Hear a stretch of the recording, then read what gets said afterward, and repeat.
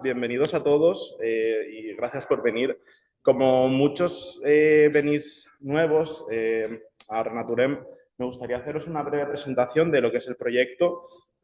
Renaturem es un proyecto que está financiado por el programa Prometeo de la Consellería de Educación, Empleo y Universidades y forma parte de un proyecto que está liderando la Universidad de Alicante y en lo que hemos creado ha sido un laboratorio vivo, ¿no? Que no deja de ser un espacio colaborativo en el cual acogemos a todas las entidades y personas del sur de Alicante que quieran o que tengan interés en promover la restauración ecológica en la zona, sobre todo para luchar contra la desertificación y proteger el paisaje. Entonces, el objetivo principal es promover todo este tipo de tareas y acciones que contribuyan a la mejora ambiental, sobre todo poniendo foco en los recursos que tenemos y en la colaboración entre todos los sectores para que sea bastante más efectivo gracias a esta coordinación. Entonces, hemos realizado distintas actividades y talleres. Estos talleres se pueden seguir toda la información en una newsletter que tenemos, en la página web del proyecto y además también todos aquellos que estéis animados a participar o a contribuir, ya sea organizando cosas, presentando vuestras dudas, por ejemplo, en el canal de WhatsApp que tenemos o a través de correo, pues podéis poneros en contacto conmigo y sois todos bienvenidos a participar porque al final todos podemos aportar algo a este proyecto. Entonces, uno de los motivos principales por los cuales hemos realizado este seminario es porque en algunos de los talleres mucha gente ha presentado dudas ante los efectos de la mortalidad de pinos que estamos teniendo, ¿no? Aquí podemos tener algunas imágenes, esas son de Arizona, estas son de Orihuela, no es un caso aislado que esté pasando aquí.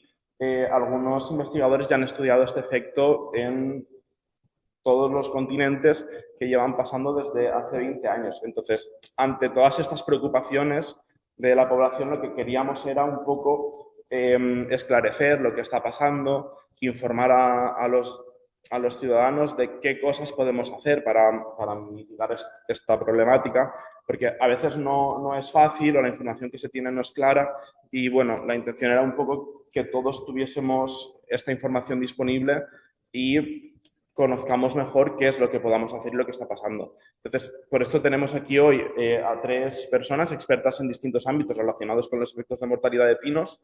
Y bueno, quería presentaros a la primera de ellas, que es Gina Morcillo.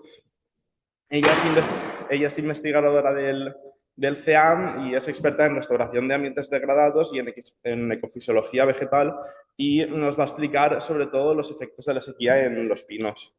Así que bueno, benvinguda Gina, y gracias por venir. Vale, pues buenas tardes. Como ha dicho Andreu, bueno, por supuesto y antes de nada, muchas gracias por invitarme a participar en este Living Lab. Para mí es un placer poder dar difusión a las cosas que venimos haciendo desde hace algunos años, en este caso relacionado con la mortalidad de pinos y concretamente asociada a eventos extremos de sequía.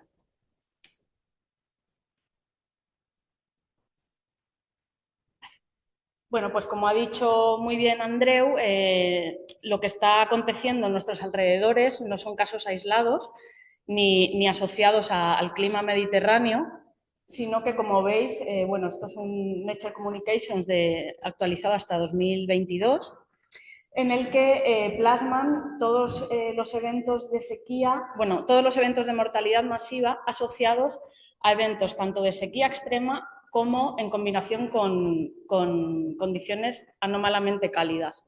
Vale, pues como os decía, son eventos a lo largo de todo el globo en los que se plasman a lo largo de los años, para que veáis también que no son eventos recientes todos, pero sí que hay un incremento de aquellos en los que se han sucedido en las últimas décadas.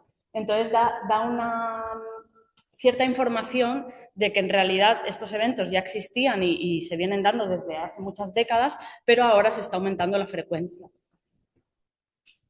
Y no me enrollo más con esto. Vale, algunos ejemplos pues los tenemos en bosques de Pseudotsugan, Nuevo México en 2016, California con diversas especies de robles, o aquí ya ejemplos más cercanos como la Sierra de Baza en el norte de Granada.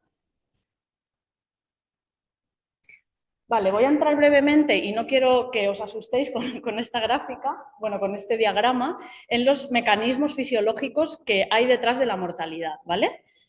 Como digo, no voy a ser muy técnica, pero sí que quiero que quede el mensaje un poco claro, ¿vale? ¿Por qué se mueren en este caso hablando de pinos, pero por qué se muere cualquier especie vegetal ante los eventos climáticos extremos? Pues básicamente hay dos vías de mortalidad, pueden ir asociadas o pueden disociarse, ¿vale? En el caso, por ejemplo, de eventos ligados a temperatura y a déficit hídrico, pues al final lo que hay es un daño celular que lo que repercute es en el intercambio de gases. No se tienen tasas de conductancia y de transpiración adecuadas y esto a su vez lo que provoca es que cada vez se sinteticen menos azúcares en la célula. O sea, la fotosíntesis se ve afectada. Y esto puede causar la muerte por inanición, ¿vale? Se agotan las reservas de carbono y se muere el árbol. ¿Qué pasa en casos también de cuando hay inundaciones, o sea, daño en las raíces o eventos extremos también de sequedad, ¿no? Por deshidratación? Pues lo que puede haber es un embolismo en los vasos conductores. Ahora os lo voy a explicar con calma, ¿vale? Pero bueno, lo que ocurriría es un fallo hidráulico, al fin y al cabo. Vale, vamos a hacer foco en una hoja, ¿vale? Estos serían los estomas, que son los agujeritos mediante los cuales se realiza este intercambio de gases con la atmósfera, ¿vale? Cuando el estoma está abierto en condiciones de buena disponibilidad hídrica y lumínica, tenemos que hay captación de CO2, se fija y se transforma en azúcares, en este caso aquí hemos puesto la glucosa, y hay agua de vuelta a la atmósfera, ¿vale? Esto ocurre con los estomas abiertos, cuando las condiciones son buenas para la planta. Vale. Cuando, por lo que sea, hay un fallo, o sea, se rompe la columna de agua, pensad, por ejemplo, que el suelo sería como un vaso de agua en el que tenemos una capa de agua y una pajita que sería los vasos de la planta, ¿vale? Si tú ejerces tensión hacia arriba, una presión hacia arriba, lo que hace es que el agua va subiendo de forma continua, desde el vaso hasta la pajita. ¿Qué pasa cuando te estás acabando un refresco? El sonidillo ese, pues al final es que la columna de agua se ha roto y empiezan a entrar burbujas en el sistema. O sea, cuando no hay suficiente agua en el reservorio, lo que ocurre es que empieza a entrar aire donde tendría que haber un continuo de agua. Y ahí es cuando se produce este fallo hidráulico. Vale, voy a poner un vídeo explicativo explicativo, porque a veces una imagen va más que 1000 palabras. Si veis en el tallito de arriba cómo salen las burbujas, esto es la descavitación del xilema. Bueno, con un aparato que no voy a entrar a explicar, pero para medir si el vaso está cavitado o no, se le inyecta un flujo de agua y cuando salen esas burbujas da un dato de conductividad que lo que se asocia es a un embolismo del sistema, ¿vale? Entonces, bueno, son visibles las burbujas, existen, ¿no? Vale. ¿Qué pasa si por el contrario los estomas se cierran, la planta empieza a notar que hay déficit hídrico y cierro estomas? Pues que al final lo que ocurre es la muerte por inanición, porque estos azúcares de reserva dejan de sintetizarse. Entonces la planta puede ir tirando de reservas hasta que se le agotan, ¿vale? Y aquí no voy a entrar mucho, pero simplemente deciros que hay especies que prefieren cerrar estomas pronto y aguantar con las reservas, y hay otras que dejan los estomas abiertos durante más tiempo y producen el intercambio de gases hasta llegar a este fallo hidráulico, ¿vale? En condiciones de sequía prolongada. Bueno, la importancia de que estemos aquí hoy. ¿Por qué es importante y por qué nos centramos en el estudio, en este caso, del pino carrasco? Pues al final es una conífera dominante que ocupa en el Mediterráneo alrededor de 2,5 millones de hectáreas. Vive frecuentemente en condiciones de sequía, condiciones de aridez, o sea, es una especie bien adaptada y bastante resistente. Como veis, hay plantaciones de pinares que se hicieron desde los 60 donde otras especies arbóreas no podrían estar, ¿no? Bueno, es una especie isohídrica, estas serían del tipo de las que cierro estomas y tiro de reserva y provee de importantes servicios ecosistémicos.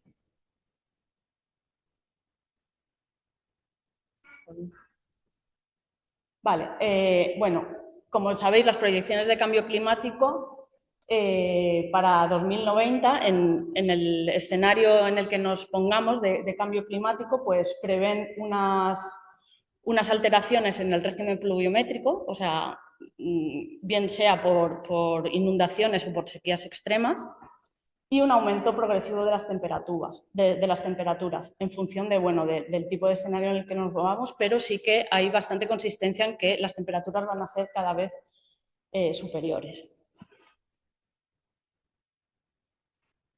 Esto a veces incentiva o ocasiona la proliferación de agentes bióticos y les favorece estas condiciones de mayor temperatura. Bueno, luego Diego entrará más en detalle, pero cuando se encuentran masas que no tienen ningún tipo de gestión, debido sobre todo a los cambios en el uso del territorio que está habiendo en las últimas décadas, pues esto puede dar a eventos de mortalidad, ¿vale? O sea que al final es una conjunción de varios factores. Bueno, si recordáis los de la zona, en 2014 hubo una serie de eventos de mortalidad bastante importantes en el sur de la provincia. Y básicamente fue lo que pasó, una sequía bastante extrema, temperaturas anómalamente altas para hasta 1,5 grados por encima de la media histórica, y se juntaron con un pico de presencia alta de escolítidos por diferentes razones, ¿no? Bueno, estos datos son una prospección fitosanitaria que hizo la Consellería.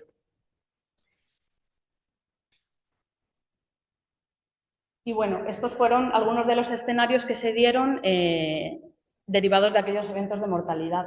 Decir que aquí, en este caso, los escolítidos actuaron como mero agente secundario oportunista de que al final los pinos estaban tan debilitados que murieron de sequía, pero bueno, había la presencia de escolítidos porque al final se alimentan de la madera, ¿no? Vale, en un estudio que hicimos para pinares de aquí de la zona, estudiamos las poblaciones de Orihuela, Albatera, San Juan y Petrer como control, que no sufrió ningún tipo de mortalidad, de evento de mortalidad. Vemos que, bueno, estos son potenciales hídricos, no sé si estáis familiarizados y familiarizadas, pero al final representa el estrés hídrico que está sufriendo la planta, ¿vale? Cuanto más negativo, más estrés hídrico representa. Y aquí os he puesto algunos umbrales críticos para el Pinus halepensis. En -3 estaría el cierre estomático, o sea, donde ya no puede hacer la fotosíntesis. En -4 empezarían los eventos de cavitación del xilema. Como hemos dicho, la embolia de entrada de aire en los vasos. Y a partir de -7 ya serían eventos donde el pino, los que han pasado de -7, ya no recuperarían, ¿vale? Pues eso no solo se dio en 2014, sino que también en algunas de las poblaciones que estudiamos se alargó hasta 2016 y 2017, sobrepasar este umbral de cavitación, ¿vale?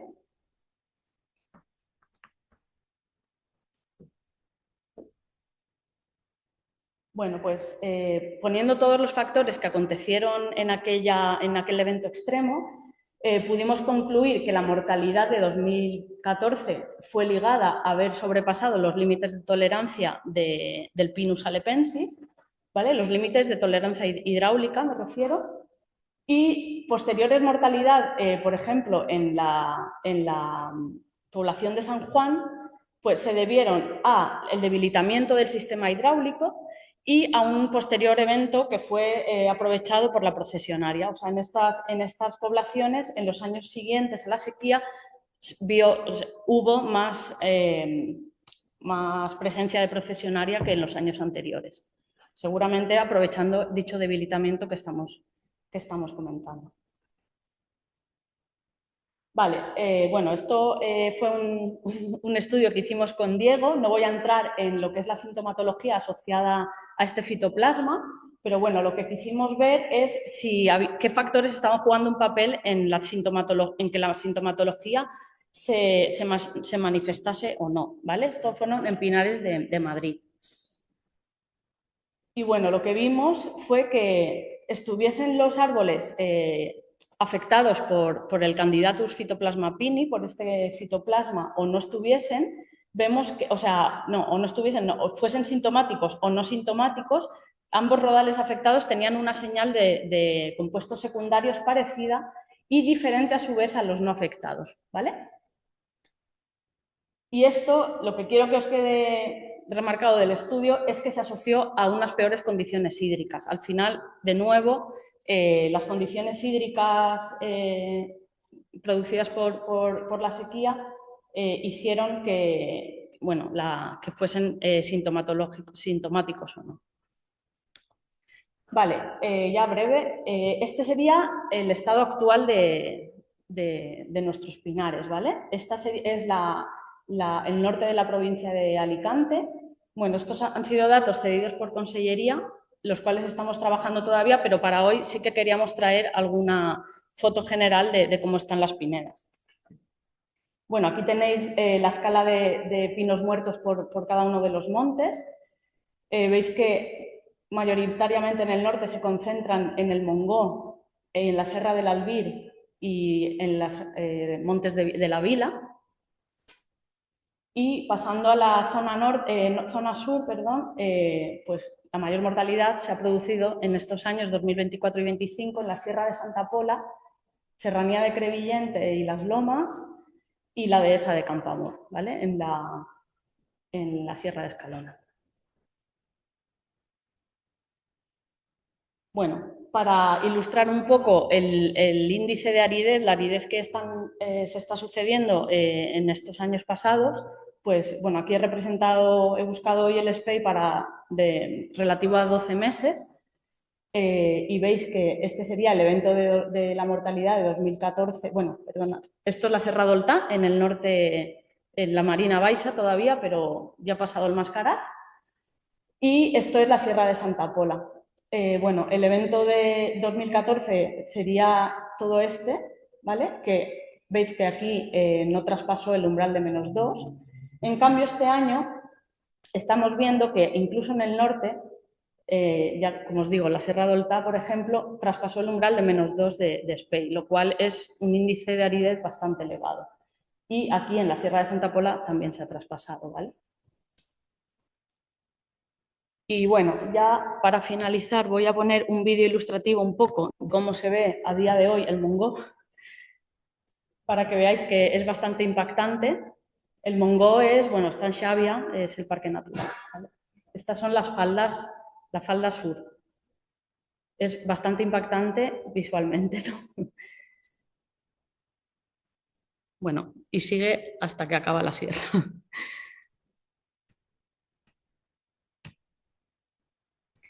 Y decir también que no solo es el pino el que se está viendo afectado, otras especies germinadoras, como incluso especies súper resistentes como tomillos, romeros o cistus, están viéndose afectadas por la sequía y también especies rebrotadoras. ¿Qué pasa? ¿Cuál es la diferencia? Pues que estas tienen la capacidad de rebrotar una vez termine la perturbación y estas estarán supeditadas a que pueda germinar desde banco de semillas de nuevo. Entonces, esto puede comprometer la composición específica de los bosques al final. Mensajes para llevar a casa, pues que la mortalidad del pinar que estamos viendo en estos últimos años se está produciendo principalmente por efecto de la sequía, ya que se están sobrepasando los límites de tolerancia de la especie. Los agentes bióticos en nuestros estudios, y ahora hablará más en profundidad Diego, juegan un papel totalmente oportunista, secundario. Estas mortalidades pueden conllevar un cambio en la composición específica de los bosques, favoreciendo quizá la dominancia de especies rebrotadoras, ya que sabéis también que el pino tiene piñas serotinas y depende también de que haya un fuego o altas temperaturas muy extremas para que abra y puedan germinar, ¿vale? Hay evidencias de que con el cambio climático algunas masas con esta densidad de pinares no son sostenibles ni viables, sobre todo aquellas expuestas en solanas, altas pendientes, poca profundidad de suelo. Y bueno, que a pesar de que tiene un gran impacto mediático, pues yo lanzo la pregunta de que si realmente esto es catastrófico a nivel ecológico o no tanto como puede parecer.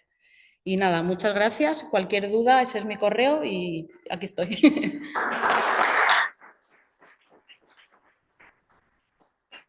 Muchas gracias, Yuna. Bueno, pues ahora después de esta presentación sobre la sequía, pues íbamos a pasar ahora con Diego, que bueno, Diego es investigador en la Universidad de Alicante y también es experto en entomología forestal aplicada. Y bueno, y vamos a pasar ahora a su charla, así que bienvenido, Diego.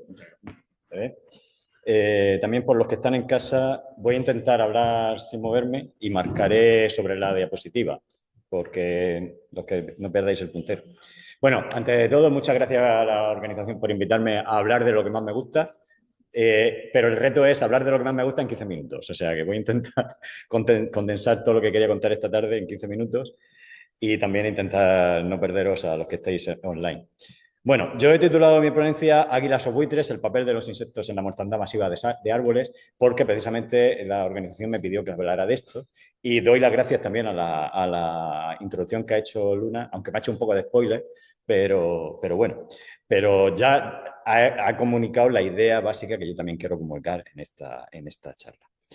A ver, cuando hablo de águilas o buitres, antes, ¿cómo se pasa? Vale, aquí, perdón. Vale. Cuando hablo de águilas o buitres, voy a hablar de una estrategia de consumo de recursos, básicamente. La estrategia buitre sería una estrategia de carroñeo, de consumo de un recurso de un organismo que está muerto, moribundo o muy debilitado. O sea, un organismo que su viabilidad está bastante comprometida. Enlazaríamos con estos organismos que han sobrepasado estos umbrales de los que ha estado hablando Luna. Y la estrategia águila sería una estrategia de depredación, una estrategia de consumo de individuos vivos o parte de esos individuos vivos, ¿vale? Pero no siempre, y esto pasa también en los depredadores reales, o sea, de donde he sacado estos símiles, esta depredación no va a ocurrir casi nunca sobre los ejemplares más vigorosos de la población, sino que va a ocurrir sobre los ejemplares más debilitados, o sea, que no están moribundos, pero que, bueno, que les pasa algo. La depredación normalmente no va a ir sobre los mejores, sino los que están un poquito peor o los que están directamente peor. Y además va a ser muy difícil encontrar estas estrategias en los organismos de forma pura. Hay muy pocos organismos que sean puramente estrategia buitre y hay muy pocos organismos que sean puramente estrategia depredadora, sino que más bien se establece un gradiente en el que nos podremos mover entre estrategias bueno, depredadores que consumen carroñas y algunos elementos de carroñeo que podrían ser capaces de matar, pero nos movemos en esos rangos. Bien. Vale, yo voy a hablar de los escolítidos, que son unos organismos que ha nombrado Luna. Son unos bichitos muy pequeñicos, que ahora veremos, muy poco vistosos, pero que llevan mucho tiempo sobre la Tierra. Llevan más de 50 millones de años como su familia, ya hay ambas de esta época con un escolítido claramente reconocible. ¿Y por qué cuento esto? Porque además de ser muy diversos, están muy, muy, muy relacionados con o mejor dicho, han establecido unas relaciones muy depuradas con las plantas de las que se alimentan. Es decir, han tenido mucho tiempo para depurar estas estrategias y afinarlas. Los escolítidos son unos bichos, como ya he dicho, bastante poco vistosos. Son muy pequeñitos. Los más grandes, como el Tomicus, tiene 4 milímetros, 6 milímetros el escolítido más grande de la península ibérica. Son todos de colores oscuros, son cilíndricos porque viven en galerías y adaptan su tamaño a la galería para digamos, optimizar el recurso el esfuerzo de cavar una galería adaptada a su tamaño. Algunos tienen elementos como espinas en la parte de atrás, pero por lo general son bastante parecidos. Son muy poco visibles, muy poco vistosos y se conocen todos por el nombre de barrenillos o escolítidos. Estos organismos son fitófagos estrictos, es decir, comen exclusivamente vegetales Pero los comen de una manera bastante diferente a los fitófagos que estamos acostumbrados, porque los comen por dentro. No se va a comer la parte de fuera, sino que se va a comer la parte de dentro. Y dentro de los vegetales, sobre todo los vegetales leñosos, ¿qué hay? Pues hay madera. Y la madera alimenta poquísimo. Por eso estos bichos no se van a comer la madera. Se van a comer un tejido que tiene una buena relación alimenticia, una buena relación carbono-nitrógeno, que está entre la corteza y la madera, que se llama floema. Bueno, son dos tejidos en realidad. Se llaman floema y cambium. Ese es, digamos, lo que más alimenta de un tronco. Pueden comer, se conocen muchos escolíptidos que se alimentan de árboles, de tejidos de árboles, otros que se alimentan de herbáceas, aunque sean herbáceas gigantes como las palmeras. Otros se han especializado en frutos, pero en semillas, como por ejemplo las del dátil o las del café, y algunos en arbustos, pero la mayor parte lo que comen son estos tejidos de árboles. ¿Qué pasa con estos tejidos de los árboles? Pues que están protegidos. Están protegidos por estructuras muy duras, como las cortezas, que están diseñadas entre comillas, que han evolucionado para ser una barrera contra el exterior, y entre ellos, pues, defenderlos del consumo de estos organismos. Por eso estos animales lo que han obtenido a lo largo de su evolución es una estrategia para encontrar los hospedadores vegetales o las plantas que les permitan entrar dentro a comérselas. Y eso solo lo pueden hacer si están debilitados. Si tienen algún problema para que sus sistemas de defensa no funcionen del todo bien. De esta forma, estos organismos dependen en una masa forestal como esta, detectar algo como que hay aquí en medio. ¿Vale? No sé si se ve bien. Ahí se ve una manchita medio marrón, que es una copa que se está poniendo marrón de un árbol debilitado en un bosque en el que los demás no están debilitados. Aquí entonces estaríamos en una estrategia de alimento que, como veis, el águila se ha desplazado más hacia el centro, estaríamos en una estrategia que iría desde el buitre, desde alimentarme de árboles que están muy debilitados a árboles que están iniciando su debilitamiento, pero siempre ligado a un estado de debilidad, porque si no, no pueden entrar, ¿vale? Y estos árboles, pues, de forma normal en el bosque, son un recurso que tienen que encontrar antes que nadie, porque es un recurso escaso. Cuando vienen los problemas, como los eventos de sequía que ha contado Luna, entonces el recurso ya no se vuelve escaso, pero lo normal es que sea escaso. A mí me gusta imaginarme que pueden ver algo parecido a eso. Esto es una cosa que yo me invento, ¿no? Que estos árboles, además de visualmente, a larga distancia, están emitiendo unos compuestos volátiles que les sirven a ellos para su defensa. Esos compuestos volátiles que ha hablado Luna como compuestos secundarios que están sintetizando cuando están debilitados. Ahora veremos que también se sintetizan otros compuestos que conocemos bastante más. Pero estos árboles emiten estos compuestos a la atmósfera de forma intencionada, de forma como causa de ese proceso de debilitamiento, o incluso se ha especulado y se está viendo que es posible que comuniquen con otros árboles su estado de debilidad. O sea, que esta comunicación química sea efectivamente una comunicación entre árboles, o sea, entre individuos de su propia especie y con otras especies. Estos señales químicas se denominan semioquímicos porque transmiten señales.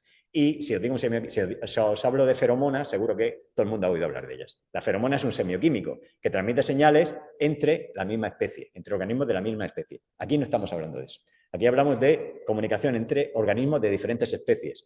Un árbol con un árbol con un escolítido bueno, un árbol con un escolítido en ese aspecto.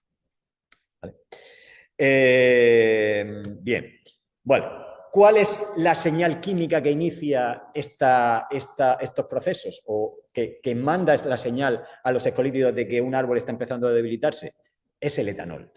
El etanol, no voy a entrar en detalle, no asustaos, el etanol se produce cuando un árbol está empezando cuando un árbol tiene cerrados los estomas mucho tiempo o ha empezado a tener problemas de cavitación, está cruzando los umbrales estos de los que ha hablado Luna, ahí parte de sus tejidos quedan en anaerobiosis porque no tienen acceso al oxígeno, porque quedan fuera del movimiento del agua en el árbol y empiezan a otras rutas metabólicas que terminan en etanol.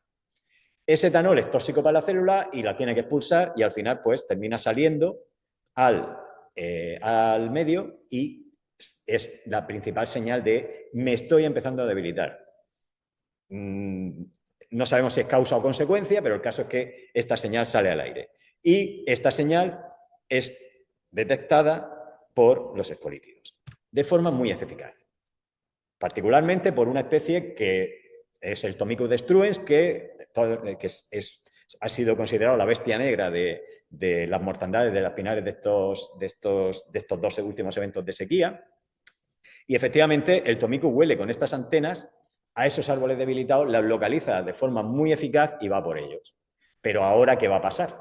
Porque puede que el alcohol esté emitiéndose en un estado muy inicial de debilitamiento y el árbol no esté tan mal como parece, o puede que esté muy hecho polvo. ¿Qué pasa cuando llega? Pues que el árbol puede defenderse. Si el árbol se defiende, va a ocurrir este caso. Se defienden mucho. Entraríamos en una situación en la que el árbol empieza a sintetizar resina, esa resina que ha nombrado Luna, que tiene esos compuestos secundarios, y esa resina, entre otras cosas, pues intenta englobar al bicho mecánicamente, y también está llena de compuestos tóxicos que fueron los que analizamos en aquel trabajo. Si puede, el bicho muera en el intento, pero si el árbol está suficientemente debilitado, o sea, si cruzamos ese umbral, es un umbral muy fino, si cruzamos ese umbral, el Tomicus podrá matar un árbol que a lo mejor no moriría si no hubiera Tomicus, si no hubiera llegado el Tomicus. Estaríamos en la estrategia águila, pero águila no demasiado, águila un poquito chunga, porque está yéndose a por el debilitado. Entonces, águila haciendo bullying. Ahora, si no se produce el proceso de resinación porque el árbol no puede, o resina poquísimo, como se ve en esta diapositiva, que se ve una gotica aquí de nada, o no resina nada porque no tiene mecanismos para resinar porque está hecho polvo, pues entonces el árbol se defenderá muy poco y entraremos en una estrategia buitre, que será también lo que ha nombrado Luna de oportunismo. Yo encuentro un recurso que está aquí para mí y me lo voy a consumir, porque es un recurso que alimenta bastante. Bien, pues ¿qué ha pasado en este último periodo? No voy a hablar del sur de Alicante, lo siento, no tengo datos del sur de Alicante, tengo datos del año pasado de Murcia, pero como aquí para estos bichos no hay fronteras, pues nos valen porque los procesos que han pasado serán los mismos. El año pasado en Murcia dedicamos bastante esfuerzo a intentar a seguir este proceso de mortandad masiva y en primavera del 2024, que es cuando acaba el periodo de vuelo de Tomicus, que como ya he dicho no he llegado a decir, digamos que es la única especie que hay en el sureste capaz de matar un árbol, de cruzar esas fronteras entre un árbol que no moriría si está Tomicus y un árbol que moriría si llega Tomicus, ¿vale? Siempre y cuando llegue en el estado, vuelvo atrás, llegue en el estado águila. Si llega en el estado buitre, el árbol se va a morir, esté Tomicus o no, ¿vale? Pero cuando llegue en este estado, que ya os digo que es una frontera muy fina, pues es la única especie que puede hacerlo. Por eso interesa estudiar Tomicus. Tomicus termina de volar en primavera. Luego, la mortandad que haya podido producir Tomicus se ha producido hasta primavera. Después no. La mortandad de verano no es de Tomicus. Bien, estudiamos qué había pasado ahí. En esta gráfica que se ve poco, en este mapa que se ve poco, vemos los rodales de mortandad que hubieron en Murcia. De esos lugares, un porcentaje, un 36%, o unas 1.800 hectáreas, estaban en zonas poco propicias, que ahora os enseñaré cuáles son esas zonas. Y un 54% estaban en áreas que se suponen buenas para el pinar, ¿vale? ¿Qué pasó entonces? ¿Por qué estuvieron muriendo árboles que estaban en sitios malos, en sitios buenos? ¿Qué pasaba? Pues, además, perdóname, porque me estoy poniendo nervioso, creo que me estoy pasando de hora. Muy bien. Vale. En esos sitios donde se estaban muriendo los pinares, en sitios que no eran muy buenos, además ya veíamos procesos recurrentes de mortandad. Lo que está señalándose con estas flechas son estos lugares donde estábamos yendo y se estaban muriendo los árboles y veíamos tocones antiguos, tocones de mortandades, probablemente del episodio de sequía de 2015 o anteriores del episodio anterior que fue en el 95. Más luego otros procesos difusos. O sea, que eran rodales o lugares que estaban mal, además. Ya dentro del contexto de déficit hídrico general, había unas condiciones probablemente de suelo, probablemente dependiente, yo qué sé, de otros factores que no controlamos ni teníamos intención de hacerlo, que estaban causando esa mortandad localizada, bastante intensa. Pero fuera de esa zona, los pinares estaban bien y se estaban muriendo igual. En la siguiente charla, no voy a hacer spoiler, hablarán de modelos de distribución. Lo que os muestro en este mapa no es un modelo de distribución de especies, es un modelo de distribución del bosque. Es decir, cuál es la potencialidad de bosque en la región de Murcia.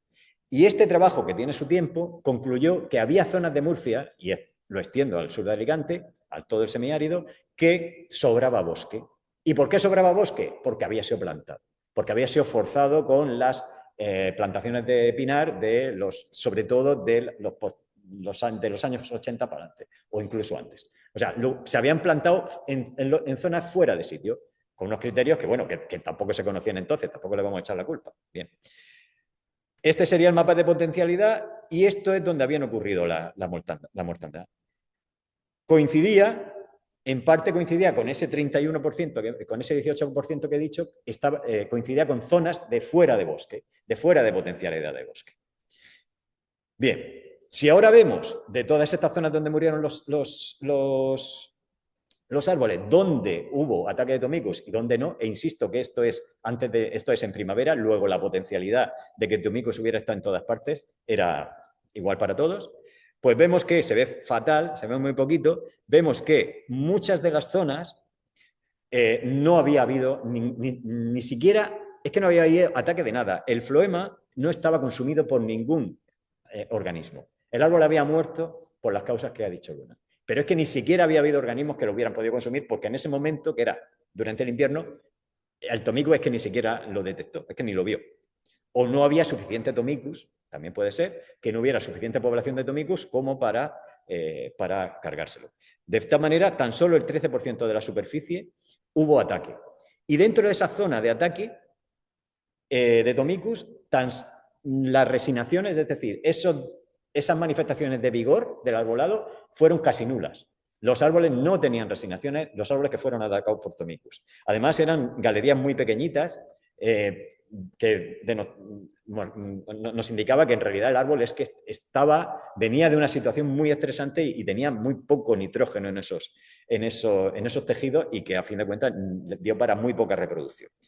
Y además no pudo resinar, con lo cual la estrategia que utilizó Tomicus claramente era una estrategia más de buitre que de águila. Es decir, la causa no fueron los escolítidos. Como bien ha dicho Luna, la causa fueron las condiciones de sequía y los escolítidos entraron después. Efectivamente, es muy espectacular. Luna ha mostrado unas fotos en las que se ve un floema completamente degradado de esos escolítidos que entran, sobre todo después de la mortandad de verano, que es espectacular, es que no queda 1 milímetro cuadrado de floema, pero es que eso es un aprovechamiento de recursos genial. Es una estrategia que tienen estos organismos para aprovechar hasta el último gramo de nitrógeno y que no se vaya de ahí. Y bueno, ¿y qué ha pasado? Entonces, ¿qué pasaba con estos árboles? ¿Qué es lo que estaba ocurriendo? ¿De dónde venía ese debilitamiento de estas zonas que estaban bien? Luna ha dicho que incluso en el norte de Alicante, donde se supone que llueve bastante más, las condiciones fueron muy extremas. Se cruzaron estos límites. Nosotros hicimos un seguimiento del crecimiento diametral del árbol como capacidad también de vigor. Es decir, si un árbol crece, pues tiene buenas condiciones y está creciendo, y si no crece, pues está mal. Y si pierde diámetro, es que se está deshidratando. Tenemos datos desde el 90 y... O sea, perdón, desde 2019, perdón, me he ido 2 décadas para atrás. Esto se mide con unas bandas de diámetro continuo que están puestas permanentemente y todos los meses se mide el diámetro. Fijaos el crecimiento durante hasta el año 2024, en el que no os engañe esto, es que lo que ocurrió es que se cambiaron los dendrómetros, ¿vale? Se puso a 0. Pero los árboles habían ido creciendo poquito, muy poco, estaban en 48 meses que se siguió, estaban por debajo de 8 milímetros de crecimiento, es decir, estos árboles, estando en buenas condiciones, crecen poquísimo. Pues a partir del otoño del 2023 se observa una caída en el crecimiento. Ya dejan de crecer. incluso empiezan a deshidratarse. A partir de aquí, ahora en la siguiente diapositiva lo vemos con un poco de detalle, a partir de aquí se pone a cero porque cambiamos los dendrómetros y empezamos a contar desde cero. Lo malo de estas técnicas es que una vez que lo quitas, ya todo lo demás tienes que empezar de cero. Bueno, pues mirad lo que pasa. Mirad lo que pasa. Crecimiento cero en la mayor parte de los árboles. Aquí ya además pusimos más, pusimos 25, antes teníamos menos. E incluso unos crecimientos negativos brutales. Es decir, de crecimiento, estamos hablando de décimas de milímetros, no pensáis que el árbol se hace pequeñito. No se convierte en un bonsái, sino que va creciendo, va perdiendo diámetro porque se va deshidratando, pero hablamos de décimas de milímetros. Pero eso se nota. Y entonces crecimiento cero o crecimientos negativos desde este periodo último de sequía que fue terrible. Y además Pinus nigra, que es un pino muy poco adaptado, no es como el carrasco que aguanta lo que le echen, el Pinus nigra es un pino muy poco adaptado al déficit hídrico, o mejor dicho, con peores adaptaciones para el déficit hídrico, pues ese lo pasó fatal. Creció cada vez menos. Y bueno, ya como conclusión y por terminar, pues concluir también de lo mismo que ha concluido Luna, que la mortandad de árboles no se debió a agentes bióticos. Los agentes bióticos tuvieron un papel secundario, fue un problema fisiológico, un problema de cruzar los límites, que a gran escala la pasó en toda la región, pero eso lo hemos visto también en la provincia de Alicante, yo hablo de la región de Murcia, y a pequeña escala, en realidad, claro, aunque la fotografía que ha mostrado Luna de un rodal completo es espectacular, pero también hubo mucha mortandad difusa. Y sobre todo en la primavera, que fue cuando hicimos este estudio. En la primavera no había ocurrido toda la mortandad del verano. Pues en primavera había mucho rodal salpicado. Y esos rodales salpicados de mortandad coincidían con esas zonas donde ya ha habido mortandad previa. Eran sitios malos. Y dentro del sitio malo era peor. ¿Vale? Y bueno, pues y que esas tendencias nos están demostrando que los pinares están muy en el límite y llevan ya muy en el límite mucho tiempo. Cuando pueden crecen, pero que probablemente vayamos a paisajes, como Luna ha insinuado, vayamos a paisajes con mucho menos bosque. No sin la especie, probablemente el pino carrasco siempre esté, siempre sigue estando, pero no bosque. Habrá pinos, pero no habrá bosque. Y bueno, con esto termino mi ponencia y perdón por si me pasa mucho. Gracias. Bueno, Diego, muchísimas gracias. Después de esta introducción al contexto que estamos viviendo en el semiárido en general y sobre todo en el sur de Alicante, me gustaría dar la bienvenida a Francisco Ferri, que nos va a dar una charla sobre... Bueno, él es investigador postdoctoral en la Universidad de Alicante y es especialista en ecología y en cambio global, y nos va a dar una charla sobre los modelos de distribución de especie y un poco ver cuál es el futuro que depara para el paisaje de Alicante y cuáles son las recomendaciones o medidas que podemos tomar para hacer que estos sucesos sean menos trágicos. Como decía, pues soy Francisco Ferri, soy investigador postdoctoral de la Universidad de Alicante en el Departamento de Ecología. Estoy integrado dentro del proyecto Respuestas a la Desertificación y también colaboro con el Living Labs Renaturem y en este proyecto, en mi proyecto estoy trabajando con modelos de distribución de la vegetación en Alicante y trato de predecir o de proyectar estos modelos a escenarios de cambio climático de manera que podamos tener algo de visión sobre qué va a ocurrir en el futuro y a partir de ahí que podamos adaptar nuestra estrategia en restauración ecológica a la situación que viene. Como decía, el clima lo podemos definir como el promedio del tiempo atmosférico que suele hacer, que se repite como un patrón anual durante un periodo de varios años. Normalmente se escoge un periodo de 30 años para hacer estos promedios y es algo que siempre ha sido dinámico. Desde el origen de la Tierra ha habido épocas que las temperaturas han sido decenas de grados más altas que ahora y ha habido épocas que han sido decenas de grados más bajas que ahora. Hubo una época en que el planeta entero estaba congelado y la vida solo se pudo refugiar en fuentes termales debajo del mar. El tiempo también ha cambiado a lo largo de la historia de la humanidad. Por ejemplo, todos habréis oído hablar de la pequeña edad del hielo en la Edad Media, que algunos investigadores ligan a la reforestación que ocurrió tras la conquista cuando los españoles llegamos a América y se produjo una gran despoblación allí. Sin embargo, en el contexto actual, lo que definimos como cambio climático es al cambio en el clima debido al incremento de la concentración de gases de efecto invernadero de origen antrópico a partir de la revolución industrial. ¿Y por qué es importante? Pues porque va a una velocidad que es varios órdenes de magnitud más rápida que cualquiera que hayamos medido en el pasado. Desde la historia, que sepamos, desde el origen del planeta. El cambio climático también tiene muchos efectos. El efecto más obvio es el incremento en las temperaturas, debido a que el CO2 y otros gases, el metano y el vapor de agua, retienen el calor y absorben la radiación infrarroja. Esto produce también cambios en los patrones meteorológicos y cambios en los patrones marinos, tanto de temperaturas como de corrientes. También está produciendo un incremento del nivel del mar, en parte producido por el hielo de glaciares, pero más importantemente hasta ahora simplemente porque el agua al calentarse se expande. Esto está produciendo que se vayan a hacer climas no análogos, supone no solo que suba la temperatura, sino que el patrón anual de temperatura y humedad por el que todos los organismos usan para ajustar su reloj tenga un patrón que no ha existido antes. Se están creando ecosistemas que no tienen análogo. Y finalmente, pues, hay muchos otros efectos, como por ejemplo la acidificación de los océanos, y eso es simplemente porque el CO2 es un ácido y al disolverse en el agua baja el pH. En los seres humanos, cuando comenzó la ciencia, empezamos a inventar los termómetros, empezamos a poner estaciones meteorológicas. Eso fue... Con el tiempo también desarrollamos otros métodos directos que nos ha permitido reconstruir las temperaturas incluso mucho antes.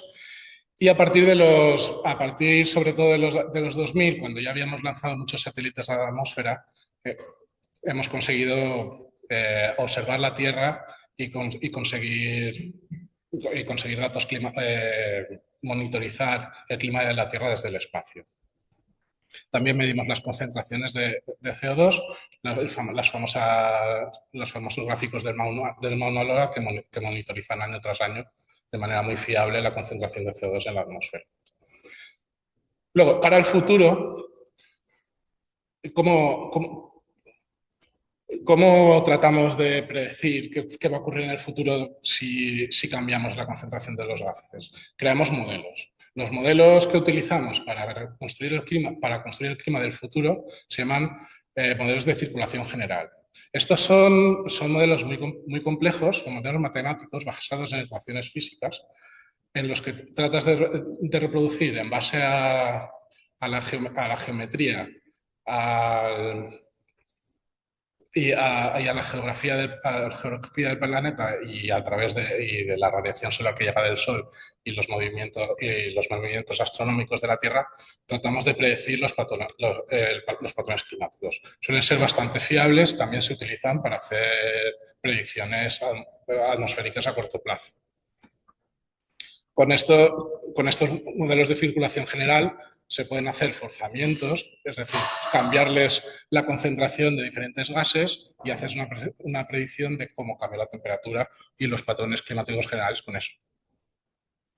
¿Y los biólogos qué hacemos? ¿Cómo medimos ese efecto del cambio climático? Pues hay varias maneras. Podemos hacer modelos de distribución de especie o modelos de nicho. En estos tratan de averiguar en qué condiciones viven o pueden vivir las poblaciones de las especies.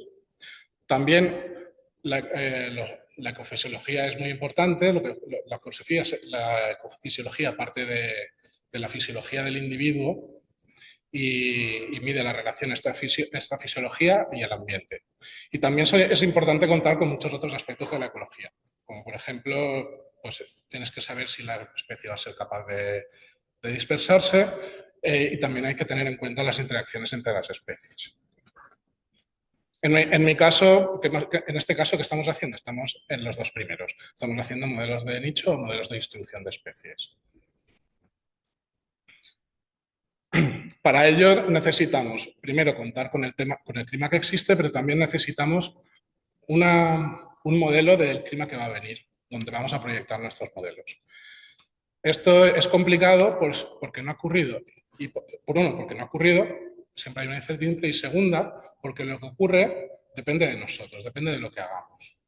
Pues o una profecía autocumplida o al revés, dependiendo de lo que hagamos. Entonces, en base a eso, el IPCC lo que ha hecho es crear unos escenarios, socioeconómicos internacionales. Dice, ¿cómo vamos a hacer, qué vamos a hacer los seres humanos en total, en conjunto, a nivel internacional? A partir de esos escenarios, pues dice, pues si nos dedicamos todos a hacer una economía verde, las emisiones van a ir por aquí. Si nos dedicamos a ir cada uno a la nuestra, van a ir por allá. Y si nos dedicamos a decir, no, vamos a acelerar todo lo posible para podernos ir al espacio y dejar el cambio climático atrás, va a ocurrir otra cosa. Así que ellos han preparado una serie de escenarios socioeconómicos compartidos, nominados de SP1 a SP5, y a partir de los cuales se han realizado forzamientos radiativos y se han creado mapas de cómo van a cambiar el patrón de las temperaturas en el futuro. Y esto es lo que voy a utilizar yo para proyectar estos modelos. En mi caso, yo he elegido el escenario, para presentaros aquí a vosotros, he elegido el escenario SSP3-7. Este es un escenario pesimista. Es un escenario de rivalidad regional en el que los países dicen, mira, yo no voy a colaborar con los demás, los países se van a volver cada vez más nacionalistas y más encerrados en sí mismos, y sin cooperación internacional no tiene para ningún país tiene sentido bajar las emisiones. No es el escenario más pesimista de todos a ese respecto, pero visto cómo está la situación, creo que es el más realista. Luego, aquí podéis ver cuál es la zona de estudio en el mapa de la derecha. En realidad, mi zona de interés es la provincia de Alicante. Pero en estos modelos, si solo tengo en cuenta el clima de la provincia de Alicante, cuando vaya a proyectar al cambio climático, entonces estará entrando en Alicante un clima que viene de fuera. Como yo no quiero elaborar no quiero que mis modelos estén entrenados solo con el clima de Alicante, porque si no, no sé cómo pueden relacionar en un rango de datos que no he usado. Por lo tanto, lo que he hecho tanto para la selección de especies y de presencias, como para la selección de los datos climáticos, es utilizar todas las regiones alrededor de Alicante. En especial las que están más al sur y las zonas más áridas. Pues, sin embargo, las conclusiones solo las estoy sacando para la provincia de Alicante. También he buscado datos del Real Jardín Botánico, bases de datos curadas de presencias de especies vegetales. He conseguido, pues, en principio, suficientes presencias de más de 300 especies. Y entonces he utilizado una serie de modelos integrados en una plataforma que se llama Biomod, en los cuales, y a partir de ellos he hecho unos modelos de consenso, en los cuales he hecho muchos modelos y he buscado el consenso que mejor se ajusta a los datos. Al final, los modelos han salido con calidad suficiente para 289 especies y los he proyectado a 3 periodos temporales. Se los he entrenado para datos del presente y luego los he proyectado al 2040, al 2070 y al 2100. Curiosamente, veréis que hay más especies que en la provincia de Alicante aumentan su hábitat potencial de las que lo disminuyen. Eso es porque entran especies del sur y también tiene que ver con la selección de especies. Seguramente si hubiera conseguido seleccionar más especies euroasiáticas, el balance sería otro. De todas maneras, también hay que tener en cuenta, por ejemplo, una cosa es que aumente tu hábitat potencial y otra cosa es que consigas llegar a él. Hay que tener en cuenta, por ejemplo, en esta gráfica, la raya de arriba representa cómo aumentaría la distribución de estas especies en promedio si todas consiguieran ocupar todo el espacio disponible. Pero si las mismas especies no son capaces de ocupar todo el espacio disponible, aunque la favorabilidad del hábitat aumente, su distribución disminuirá. También es importante ver los cambios de composición. Este es un mapa general que he hecho usando todas las especies. Este es un mapa de cuánto va a cambiar la composición de especies en las distintas regiones de Alicante. Cuanto más cálido es el color, más rojo, significa que más especies van o bien a aparecer o bien a desaparecer. Va a haber un reemplazo mayor. Ahí se nota claramente que hay un hotspot importante en la zona de Denia y el Cabo de la Nao, entre la zona entre Denia y Calpe. Y también hay otra zona con un reemplazo muy grande y es la zona de Renaturem, toda la zona del suroeste de Alicante. Es también una zona donde esperamos un alto reemplazo. Ahora os muestro pues, unos mapas del caso del pino Alepo. Podéis ver, el pino Alepo es una especie perdedora. Es una especie que los modelos predicen que va a disminuir bastante su distribución potencial. ¿Significa esto que vaya a desaparecer en las zonas donde su hábitat potencial es bajo? Hombre, pues no completamente, porque siempre hay refugios, ¿no? Y también depende de lo que hagamos, por supuesto. Pero sí que se espera que es una especie perdedora. Y se observa, la pérdida más acusada se da también en la zona de Renaturem, en el sureste, en el suroeste, perdón, de la provincia. Aquí, por ejemplo, podéis ver también para el pino carrasco. Quiero entrar, este es un mapa de la pérdida. No es un mapa de cuán mal va a ser su hábitat, sino cuánta calidad va a perder ese hábitat. Es decir, podemos observar cuál es la calidad del hábitat ahora y le podemos restar la calidad del hábitat del futuro. En este caso, no he querido escoger, en este caso, en el mapa anterior, no he querido escoger el cambio entre el presente y 2100, sino entre el presente y 2040, porque yo trato de reflejar, en estos mapas, trato de reflejar lo que está ocurriendo ahora, no lo que esperamos que ocurra dentro de 30 años. Y entre el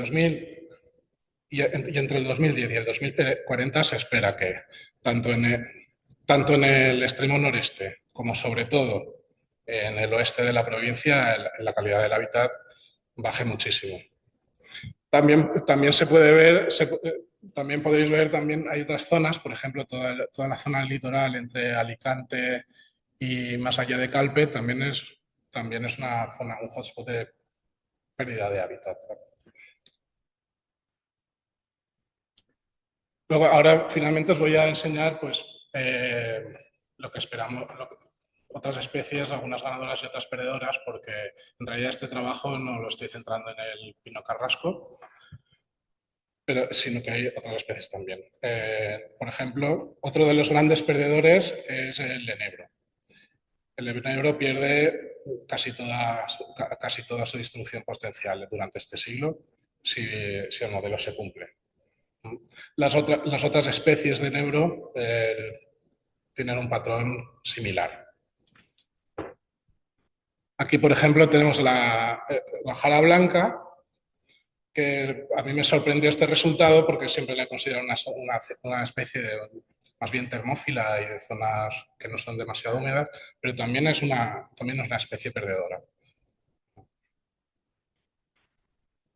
Finalmente, obviamente, no son todas perdedoras. Si nos vamos a las especies más termófilas de origen africano o de origen más propias de Almería y por ahí, algunas especies ganan muchísimo territorio. El cornical, por ejemplo, tiene potencial de a final de siglo tener un hábitat excelente en todo el sur de Alicante, cuando en este momento, pues, no sé si es rara, pero desde luego los modelos dicen que el hábitat es regular. El azufaifo es otro de los grandes, ganadores. Y bueno, pues si tenéis casos por allí, pues podéis plantar uno porque parece que les va a ir bien. Finalmente, pues también de vez en cuando te encuentras especies que no sabes por qué, pero parece que no les pasa nada. Y este es el caso del palmito. El palmito es una de las pocas especies que he encontrado que los modelos no cambian en el tiempo. Se ve que probablemente los factores que más determinan su distribución no sean tanto climáticos, al menos en el rango que manejamos aquí, sino seguramente sean o bien topográficos o bien edafológicos.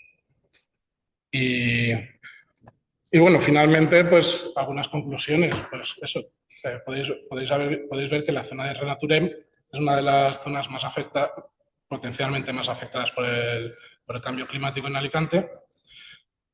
Tenéis que ver, hay especies favorecidas y desfavorecidas. Hay que tener en cuenta que un aumento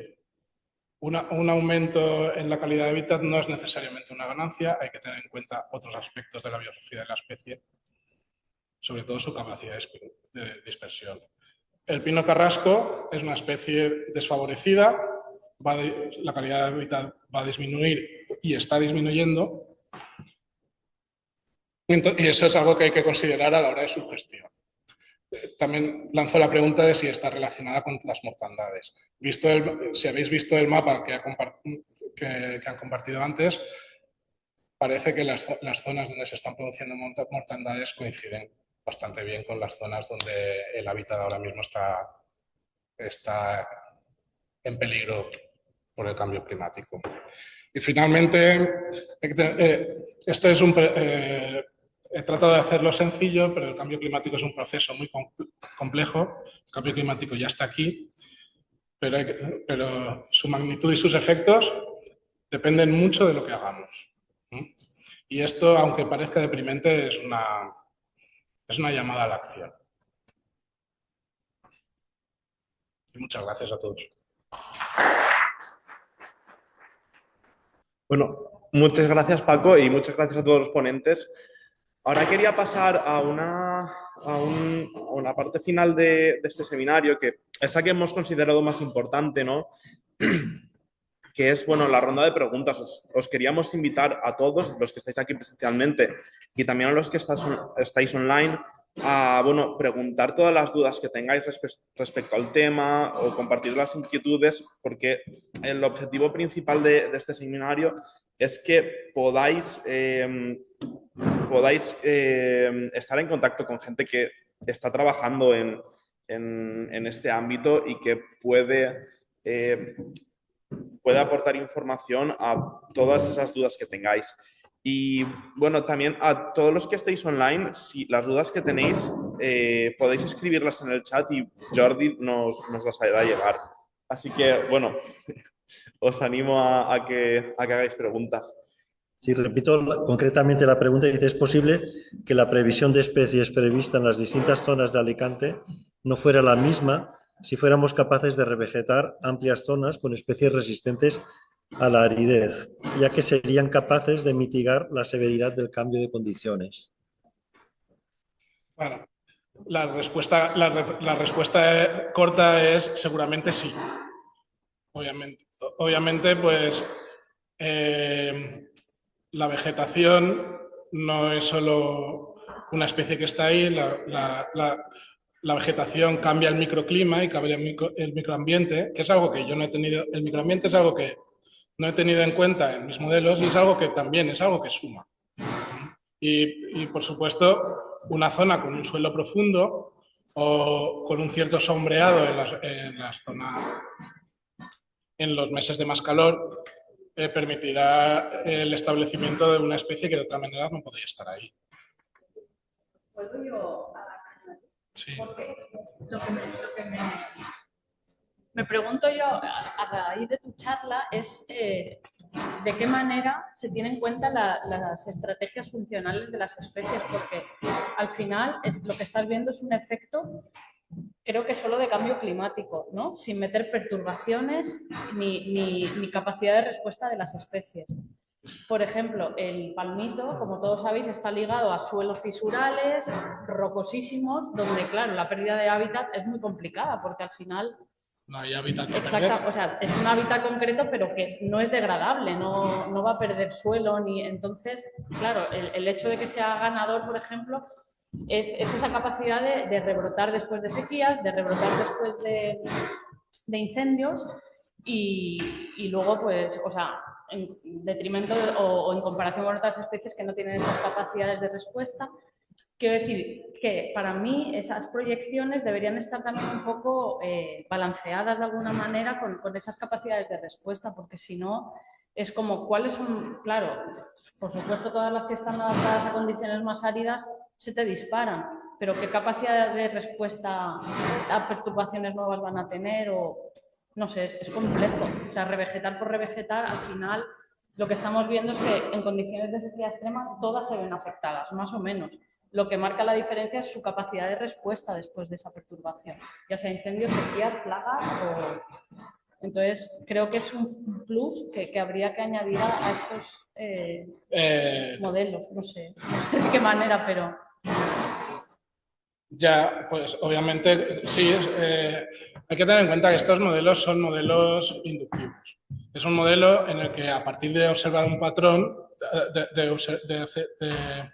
de realizar una observación, creas un patrón.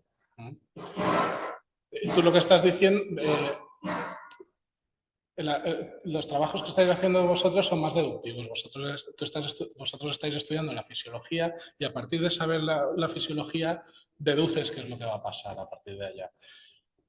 Son dos aproximaciones complementarias y necesarias. Y obviamente tienes razón, además mis predicciones son a 1 kilómetro. Dentro de 1 kilómetro caben muchas cosas. Claro, pero que también, o sea, Sí, ligados a ese cambio climático está la proyección de más incendios forestales, claro, de pero otras perturbaciones. claro, pero sin embargo,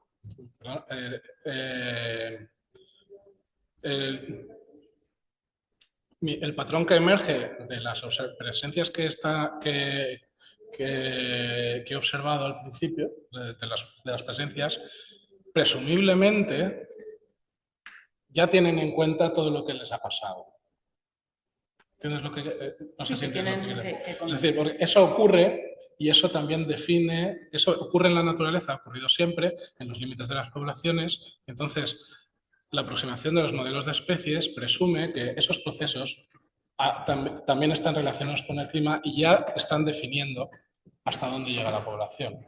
Si ahora esos procesos empiezan a ocurrir aquí, entonces la calidad del hábitat cambia porque eso ya ocurría, esa información la tienes de manera indirecta en la relación con el ambiente en las zonas marginales. No sé si me he explicado bien. Sin embargo, tienes razón.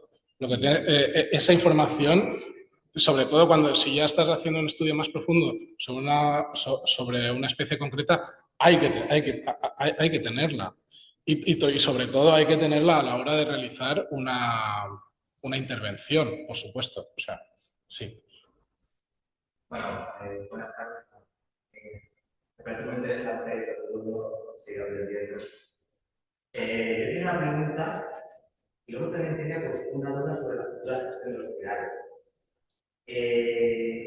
La pregunta sería saber si, bueno, aparte de estas zonas que has comentado que no son las apropiadas para los pilares, que no se calman, en el mapa que has puesto, Luna, que me parece interesante, de las zonas donde se identifican las necesidades de final. La edad, por un lado, si son pilares de la plataforma, Lo digo porque, bueno, aparte de la relación y la posguerra, sí hubo unas políticas de plantación de pinares por todo el país. Si esos pinares tienen que ver con esa época principalmente, o son anteriores. En concreto son reforestaciones que se hicieron alrededor de los 60 y 70, donde se ve más afección. ¿Qué pasa? Que se plantaron en unas densidades que quizá para la época estaban bien, pero ahora son insostenibles por el tema de simplemente de competencia por recursos. Pero podría ser que esos pinares, que entiendo que son relativamente recientes, no sé si eso es correcto o no, no son pinares que, bueno, que están dentro de la parte de este cambio climático. Podría ser. A ver, mira, el proceso de repoblación, de lo que se denomina repoblación de pinares en la cuenca de la zona esta semiárida de Cuenca Segura, esto se empieza a finales del siglo XIX y evidentemente, bueno, por un efecto simplemente de oportunidad, las primeras repoblaciones se hicieron en los sitios mejores. Las primeras repoblaciones se hicieron, o las primeras plantaciones de pino se hicieron en los sitios de mejor estación de pino, donde las condiciones eran mejores. Y conforme fue avanzando con el parón del conflicto civil, de la guerra civil, perdón, llegamos a los últimos años en los que ya fueron en las zonas más marginales, efectivamente. Y además utilizando técnicas que no se habían utilizado antes, como la maquinaria pesada, el atracamiento, etc. ¿Vale? Y como bien estáis contando, esos lugares que eran los más marginales están sufriendo mucho. De hecho, en Murcia han habido lugares donde el pinar ha desaparecido directamente. No queda ni un solo árbol, porque estaban fuera de sitio, sí que eran jóvenes, no han tenido ningún periodo de adaptación, porque han crecido poquísimo en esos años. O sea, pinares con 50 años o 60 años con un diámetro ridículo. Pero eso por un lado, pero es que luego en los pinares antiguos, los pinares buenos, tenemos el problema de la senescencia. Porque todos esos árboles fueron plantados al mismo tiempo y el pino carrasco no es una especie especialmente longeva. Es un pino que 150 años ya es muy viejo. 80 años ya es un pino senescente. Y tenemos los pinares mejores, en donde están en el mejor sitio, con muy poca regeneración, porque como ha dicho Bruno, están plantados con densidades muy altas, que no se han gestionado, sin regeneración, y con pinos muy envejecidos, que precisamente al tónico le encanta. Esos pinos sí que caen porque están en el límite, porque están senescentes. Entonces tenemos las dos causísticas, las dos problemáticas. En el caso, o sea, cuando llegamos a casos extremos, podemos encontrarnos con que, como está pasando, de pronto ocurre en toda la región, en pinares que están en buen estado, en pinares que están en peor estado, y al final, pues es muy impactante para el público, sobre todo. Ver que desaparece el bosque es muy importante, porque tenemos los bosques como una referencia permanente, como algo que no puede cambiar. Los árboles son permanentes, no lo son. No lo son porque son seres vivos igual que nosotros. Duran más tiempo, pero es eso. Y entonces cuando cambia el impacto social es brutal. Eso es algo que no lo entendemos. Y también, quería preguntar, en aquellas zonas de pinar, porque realmente ese pinar tiene unas necesidades que están, bueno, que tienen que ver pues, con las talas de encina, de cascas, incluso de galeras para carreteras, para madera. En nuestros pinares han ido comiendo, ocupando el espacio de esos bosques más perfectos. Se observa ya años que bueno, muchas de esas carrascas o valencianos pues brotan, pero se encuentran con un pinar que oculta o que dificulta el crecimiento de estas especies.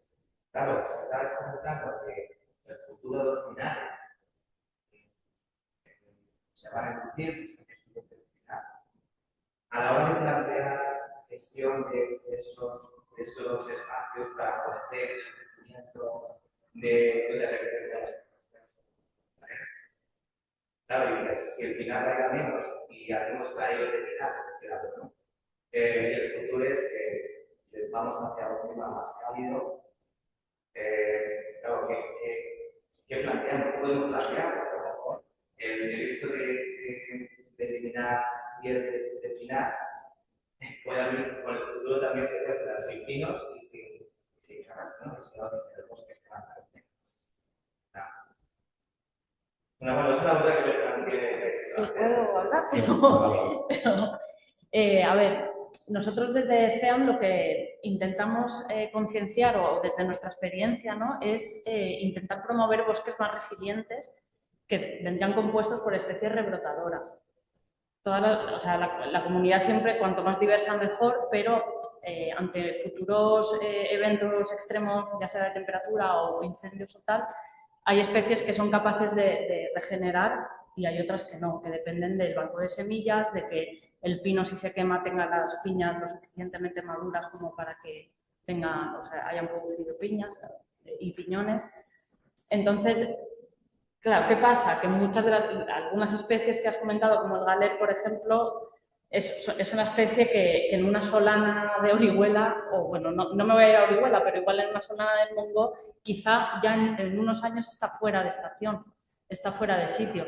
Entonces va a depender un poco, yo creo que en esas solanas vamos a tender más a una matorralización, que puede ser diversa, puede ser rica en cuanto a los bienes que nos provee el bosque, etcétera, pero otro tipo de concepto de bosque que no sea la densidad a la que estamos acostumbrados. Yo también hasta el punto que la tendencia final pueda estar más o menos protegiendo, aunque sean pequeños animales, pero les pueden servir más pequeños.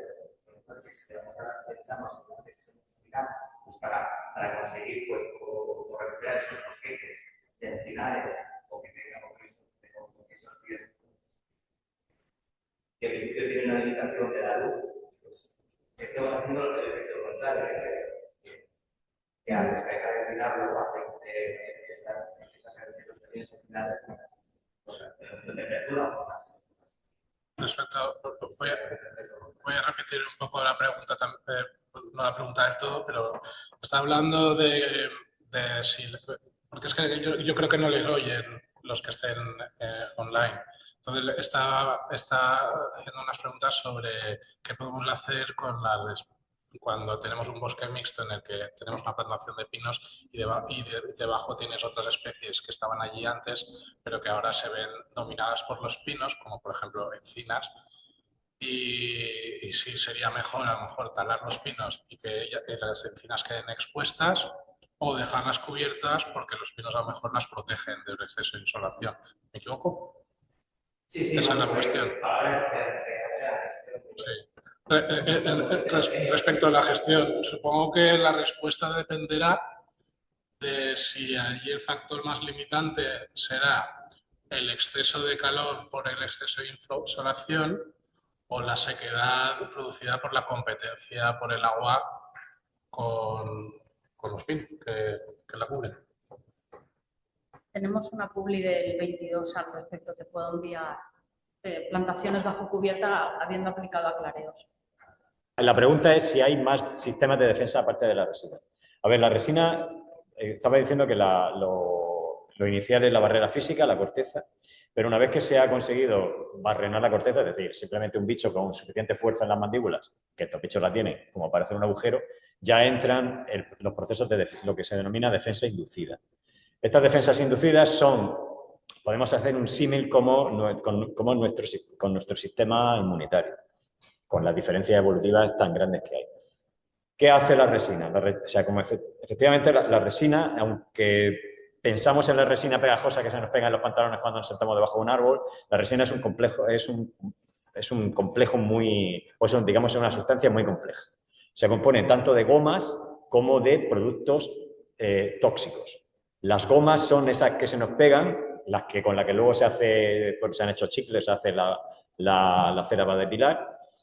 Esas gomas tienen un efecto mecánico, pero luego un efecto muy importante es lo otro, la oleoresina, lo que va disuelto en la resina. Ese compuesto disuelto, que es el aguarrás, la resina si la destilamos, sale el aguarrás. Ese aguarrás está compuesto por un complejo de compuestos secundarios que ha nombrado Luna, que son mono y sesquiterpenos, y compuestos de oxidación de esos que en conjunto son altamente antifúngicos y antibacterianos. Son tóxicos.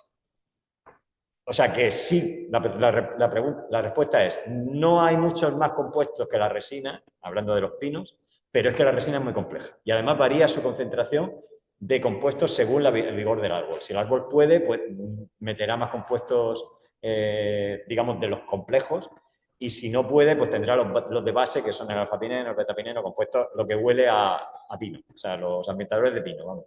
Eso es lo que el componente del aguarrás principal. O sea, la resina tiene muchas funciones, pero no tiene muchos más mecanismos. Vale. Intento sintetizar la pregunta. La pregunta que han hecho es si la madera muerta tiene algún impacto sobre las poblaciones de escolítidos. Básicamente deduzco deduzco que si la madera muerta puede generar plagas. Creo que lo que hay detrás de esa pregunta es eso. Bien, como he dicho, la única especie, digamos, que podríamos preocuparnos, endémica, o sea, autóctona, nativa, es el Tomicus destruens. Y el Tomicus destruens solo come floema. Y el resto de los escolídeos solo comen floema. Y el floema se acaba enseguida. La madera muerta que queda es un recurso, pero que utilizan otros organismos. Otros organismos que llegan después y que, bueno, aprovechan que está eso ahí, que pueden comer un poco de floema si queda, e incluso pueden comerse escolítidos si hay también dentro de las maderas, debajo de la corteza antes de meterse dentro de la madera. Pero la madera muerta no tiene ningún efecto en términos de sanidad forestal, efecto de plagas. Es fea, o nos parece fea, a mí no. Es muy impactante, pero no tiene ningún efecto. La madera muerta, de hecho, es un reservorio de diversidad y un reservorio de nutrientes que es mejor dejarlo ahí. Aunque tiene muy poquitos, pero tiene. Y hay muchos insectos que se reproducen dentro de esa madera y que salen años después. Pueden salir 1 año o 2 años después. Y que luego puede interactuar con estas poblaciones de escolítidos de alguna manera, que es demasiado complejo, si me pongo a preguntar. Ahí, Pepe. Solo por acabar impacto sobre incendio. Bueno, eso ya... Claro, depende de... Yo no me meto en el tema de incendios. Sí, la madera muerta acumulada lo que hace es al final generar en estos términos, ¿no? Que hemos visto de que todo está gris y hay una conexión perfecta desde el suelo hasta la copa de los árboles muertos. Todo depende un poco de la cantidad. Está claro que si tienes ese escenario, pues si te viene un incendio, por ejemplo, ahora que ha llovido tanto, si hay crecimiento de muchas herbáceas y tal, pues va a ser un combustible continuo de toda la falta del hongo. Entonces, claro, por un lado mola favorecer y además es un stock de carbono que está guay conservar la madera, pero siempre está el balance este de que puedes al final... Podríamos guardar un seminario. Venga. A ver, la pregunta que han hecho es ¿qué hacemos con estos pinares que están, o sea, con un pinar que está empezando a afectarse, que tiene una cierta mortandad? ¿Qué va a pasar con eso? Si va a ir a más, si va a ir a menos, y luego si hay una gestión por parte de la administración. Entiendo que preguntas eso, ¿no? No, si hay un convenio, o sea, como interacción global entre... Sí, no, pero eso es para el tema de investigación. Pero para ¿qué va a ser? ¿Qué es lo que así a corto plazo se va a hacer? ¿Pero se va a hacer por parte de quién? ¿De la administración o de...? No tengo ni idea, tengo un ciudadano Vale. y eso. ¿Hay algo que se haya planteado? Vamos, desde el tema de la administración no podemos hablar. Yo puedo contar un poco lo que se ha hecho en Murcia porque lo conozco parcialmente. A ver, recuerda lo que ha contado Luna de los umbrales. Esto ha pasado porque se ha superado un umbral. Los pinos que han sobrevivido ahora fueron los que sobrevivieron al umbral del 2014 y a su vez a los que sobrevivieron al umbral del 95. O sea, primero pasaron 20 años y ahora han pasado 5. O sea, el proceso se acelera, no sabemos si la próxima cuándo será. Entonces, ahora mismo, ahora llovió un poquito y bueno, pues los que no se han muerto ya probablemente no se mueran. Lo que ha ocurrido ha sido, o sea, si lo vemos en términos de ingeniería forestal, ha habido un clareo natural. O sea, se han llevado los más derivados. Los que estaban en peor estado son los que han caído. Los que han sobrevivido son los que estaban en mejor estado. Pero ¿qué va a pasar con eso? O en peores micrositios. Al final también sobreviven los que Bueno, están los en que han una tenido suerte. vaguadita. Sí, Los que han tenido suerte. sí, sí. Sí, Pero- sí, la cosa es saber qué se va. O sea, yo voy a un hospital de mi casa, pero esta semana un 30% que están afectados, estamos con él. ¿Qué espero yo como ciudadano que vaya a hacer? Que se deje pasar el tiempo de hacer algo se caiga El problema que hay que la administración sí que ha destinado, yo lo sé porque la administración de Murcia lo ha hecho, ha destinado dinero a quitar árboles, pero o sea, no había dinero para quitar tantos árboles, era imposible. O sea, aparte, era inabarcable eso. Entonces, localmente, no sé exactamente cómo han distribuido, pero era tan enorme la afección que ni aquí ni en Murcia ni en Alicante hay dinero para quitar esos árboles. ¿Qué va a pasar? Pues en términos de incendios probablemente convenga quitarlo. En términos de biodiversidad, pues a lo mejor no. En términos de seguridad, pues que dentro de 5 años a lo mejor ese árbol se cae. O a lo mejor sí. Habría que ir zona por zona viendo. Claro, y es un poco triste decirlo también, pero al final es algo muy mediático y incluso se politiza con los bosques. Que eso lo vea la ciudadanía y lo perciba como que la administración no está haciendo nada, es una pérdida de votos que es brutal. Entonces, muchas de las intervenciones a lo mejor no tienen un pensamiento ecológico detrás, sino más bien un pensamiento político, mediático, cosmético, todo lo que acabe en Nico podría... Yo pienso como amante de la naturaleza, pero eso, que voy al monte y que ya no me digo a la política, me digo a qué se, o sea, qué pero que esto está fuera del 100%. A lo que se tendería sería lo que ha dicho Luna antes, de esa silvicultura adaptativa, de esos bosques resilientes, pero eso requeriría una dirección, una planificación desde las administraciones. Está claro que el clareo natural ya va a favorecer que en una sequía no sea tan severa como haya sido, porque al final la competencia por el recurso va a ser menor. Pero al final, si está fuera de sitio, se va a ir muriendo, o sea, eso está claro. Y lo que no se puede es intentar regar bosques, porque eso es inviable, que se ha planteado. No lo digo al azar, sino que hay gente que piensa en regar bosques como si fuese una opción plausible. Con aviones, sí, yo eso lo digo. Pero vamos, que vamos a ir a menos bosque y eso tendremos que hacer una educación social para educarnos a que vamos a ver paisajes de matorrales muy cerrados, muy bonitos, pero veremos poco bosque. A no ser que hagamos migraciones asistidas. ¿Cómo? Bueno, pero eso es otra... Pero eso es otra movida. Otro debate.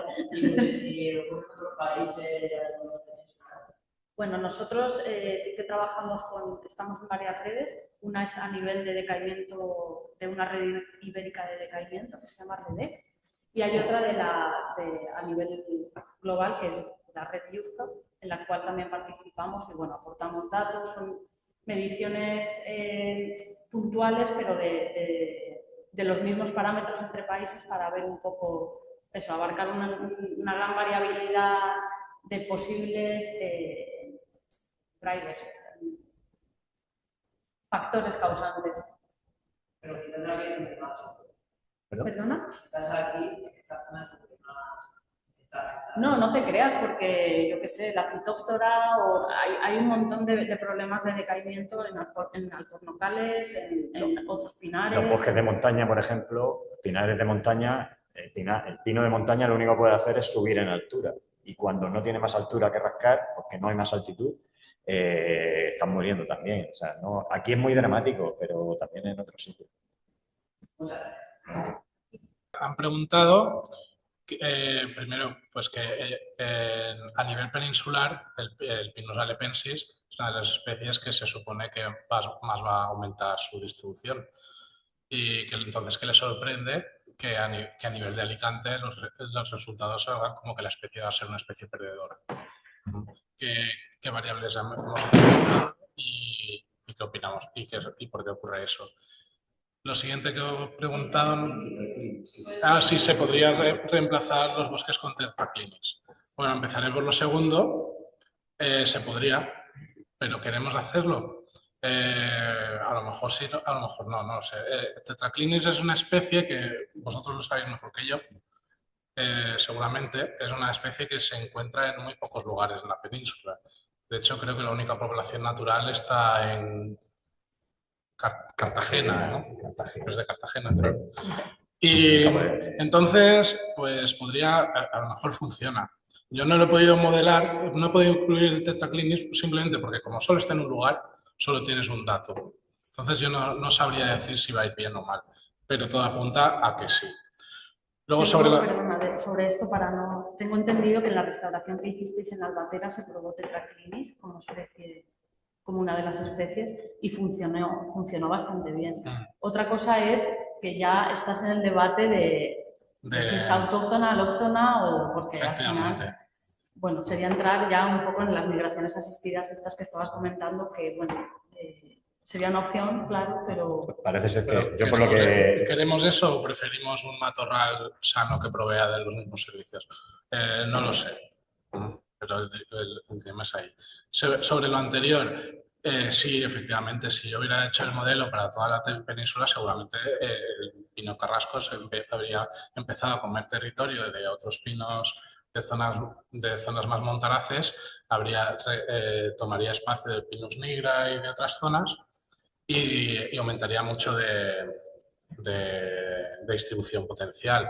Lo que ocurre es que en Alicante estamos en una zona que va más árida. Estamos en el límite, estamos cerca del límite sur. Estos modelos son contextuales. Dentro del contexto de Alicante el modelo pierde, pero sí, la especie pierde. Pero por supuesto que eso no implica que a nivel peninsular, dado que Alicante está en el extremo más cálido, cerca del extremo más cálido y árido de la península, pues que la especie a nivel peninsular mejora mucho, por supuesto.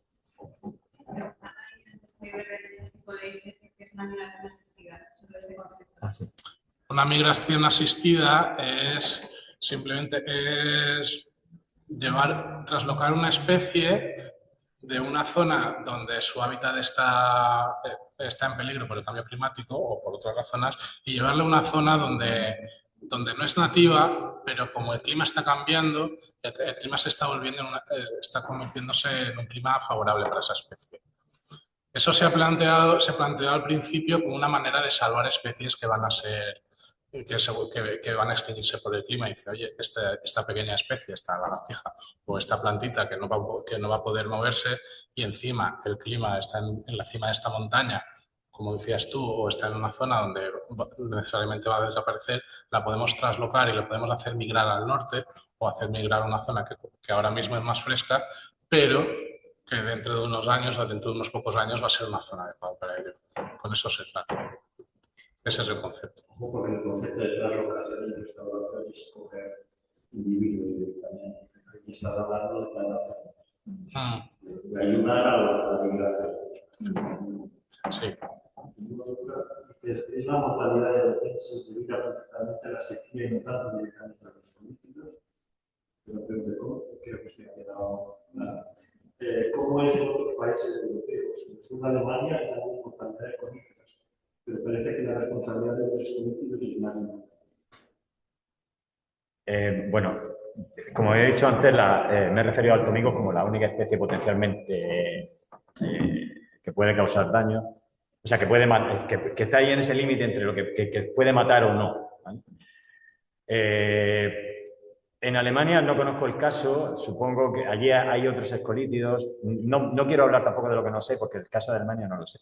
Pero en el caso que ha mostrado antes Luna de Estados Unidos, en el que había una marcada zona de que se hablaba de barbíteros, escolítidos, en otros lugares, otras zonas geográficas, existen escolítidos mucho más agresivos, entre comillas, capaces de matar árboles con un grado de debilidad muy inferior. Siempre están ligados a debilidad, pero con un grado de debilidad muy inferior. Y son escolítidos que están asociados a hongos, a que en realidad no lo mata el escolítido, sino mata el hongo que está inoculado.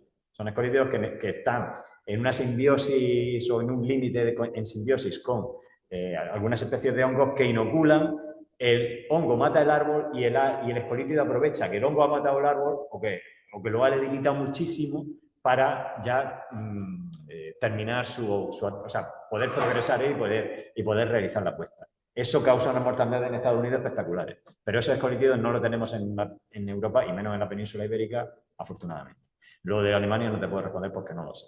No sé qué te Yo refieres. visitando el año pasado zonas de Polonia y República Checa, que al final imagino que la problemática es un poco parecida, hay mucha mortalidad, bueno, inducida por sequía, siempre el factor es sequía, bueno, allí también tienen fuertes vientos, episodios de vientos y tal, o rotura o debilitamiento por nevadas, pero bueno, en este caso también como agente, en este caso biótico, era el muérdago. El muérdago causaba, pero mortandad, yo pensaba que no, y sobre todo en Pinus silvestris era brutal la infección por muérdago. Sí, pero en este caso el muérdago no es un factor de debilidad. No, Tiene nada que ver. no. El muérdago se está extendiendo por Sí. muchas zonas y tiene que ver con el cambio de uso. Ya no se recoge muérdago.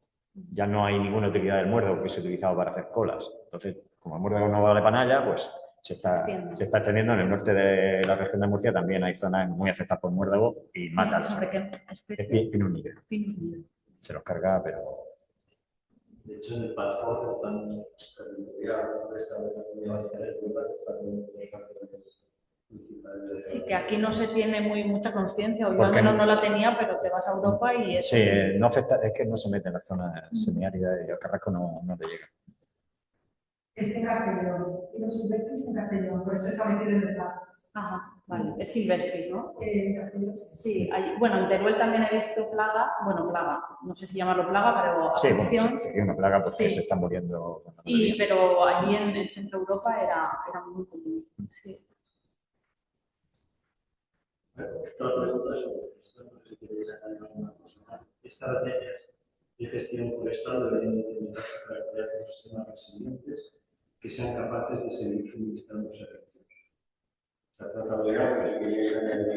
Bueno, yo creo que sobre todo eso, aclareos selectivos y favoreciendo un poco jugar con cierta cubierta que siempre le va a venir bien a especies que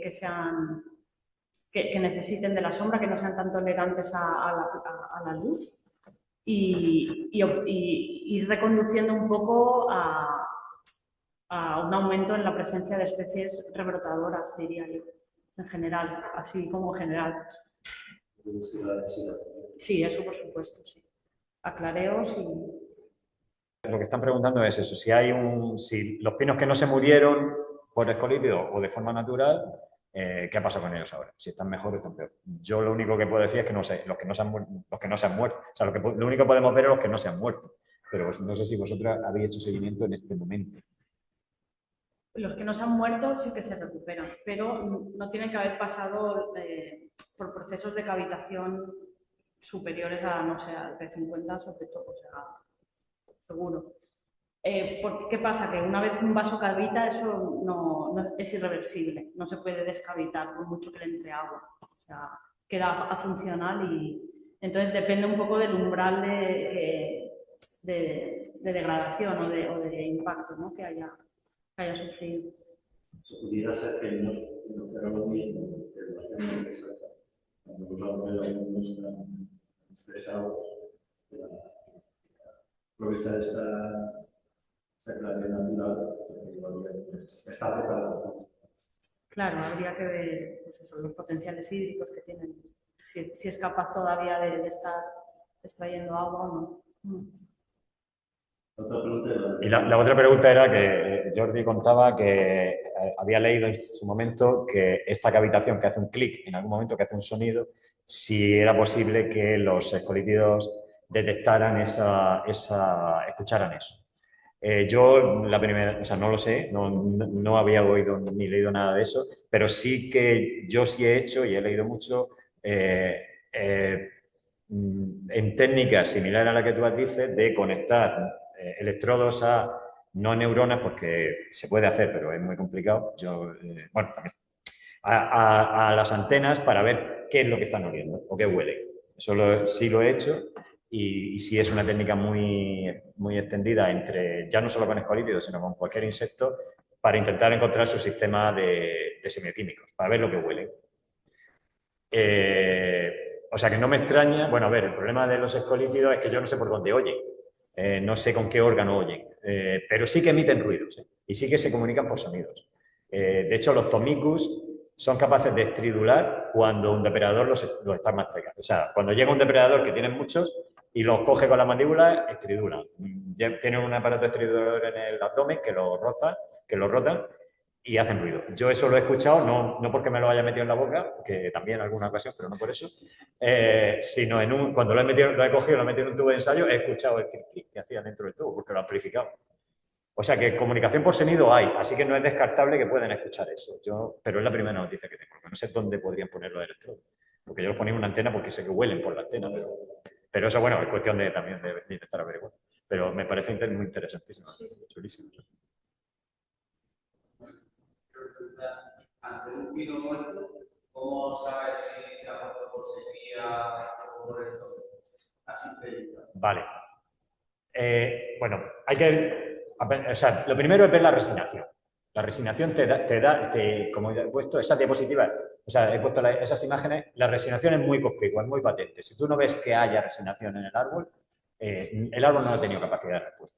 Entonces ya podemos descartar que la muerte haya sido por una causa biótica. La muerte ha sido porque ha muerto de hambre o de sed, o resumir un poco lo que ha dicho Luis.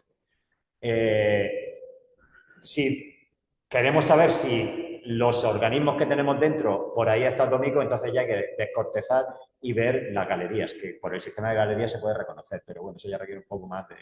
Ya vamos, no podía entrar en esos niveles. Pero básicamente es la resignación. Y otra pregunta es si el también le afecta a... No. Es decir, los cipreses, que también se han muerto, había una mortandad muy alta por cipreses, tiene otros escolítidos, pero esos escolítidos se consideran bastante más secundarios, o sea, que no son capaces de matar. ¿Vale? Son mucho más pequeños y están siempre que se muere un ciprés, están estos escolítidos. Por eso se piensa que... Pero sí...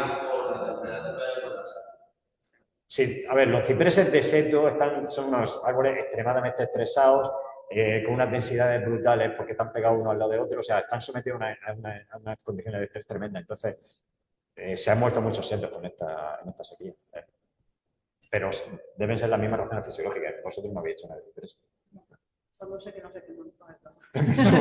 Sí se queman, sí se queman. Madre, sí se queman.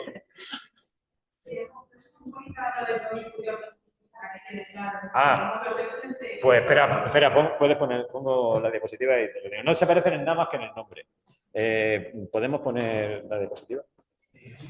O sea, me están preguntando que distingamos Orthotomicus de Tomicus. Nada más que se parecen en el nombre.